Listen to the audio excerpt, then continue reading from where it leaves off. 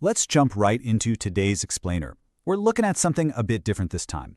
A deeply emotional, highly persuasive plea about humanity's relationship with the planet. It's short, sure, but wow, does it pack a philosophical punch. It forces us to take a really hard look at the direct consequences of just existing in the modern world. The message begins incredibly simply. It just says, myself, Nihal. I love this because it immediately sets up this intimate, vulnerable stage. We aren't looking at some sterile, detached scientific report today. We are listening to a real, earnest person stepping up to share a pretty heavy observation about the world we live in. Moving on to Section 1, the human impact, a trail of destruction. Right off the bat, the sheer scale of our footprint is just undeniable. The text lays it all out. We're polluting seas and lakes with factory waste, damaging the earth with plastic, choking the air with carbon, releasing chemicals, and causing forest fires. Seeing all these actions stacked up side by side like this, it really forces us to confront the totality of what we're doing every single day. So let's break that down. First, think about our aquatic systems. Polluting seas and lakes with factory waste, it's a harsh reality, right? The exact same factories that pump out all our modern conveniences are simultaneously pumping toxic runoff straight into the water systems that literally sustain life on Earth.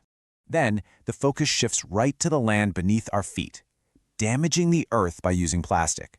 I want you to think about the phrasing there. It's not just about casual littering on a sidewalk, it's active damage. Our absolute obsession with this single, almost indestructible material is leaving these permanent scars across the planet. And of course, the damage doesn't just stop at ground level. It goes all the way up. We are polluting the air by releasing carbon and chemicals right into the sky. Basically, our emissions are fundamentally altering the invisible but absolutely vital layers of the atmosphere that keep us alive. Finally, Nihal points to a truly devastating reality, causing forest fires. This isn't just passive pollution anymore. This is active, consuming destruction. It's a fiery punctuation mark on exactly how much we've altered the natural landscape. Which brings us to Section 2, the rhetorical pivot, a crucial question. After confronting that whole trail of impact, we're hit with a really profound question. Now tell me, are we innovators or destroyers?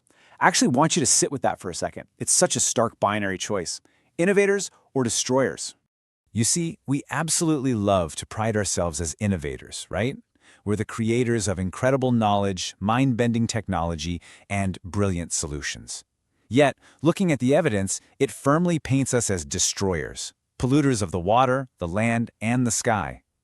Nihal is directly challenging us to evaluate which identity is actually going to define our legacy.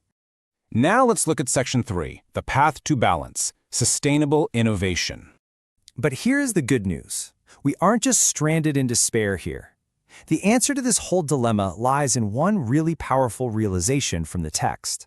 It says, our knowledge should lead to innovations that balance our livelihood with nature. That is the key.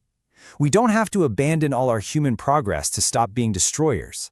Sustainable innovation is the path forward. It's a direct, persuasive call for our intellect to actually serve harmony instead of destruction. Then, the entire plea ends on this surprisingly humble yet super provocative note. I am sorry if I have hurt anyone. Now, why apologize? Well, because holding up a mirror to humanity's destructive habits is really uncomfortable. People don't like to hear it. But this earnest plea leaves us to reflect on our own personal responsibility. It forces every single one of us to walk away asking, what kind of innovator will you choose to be?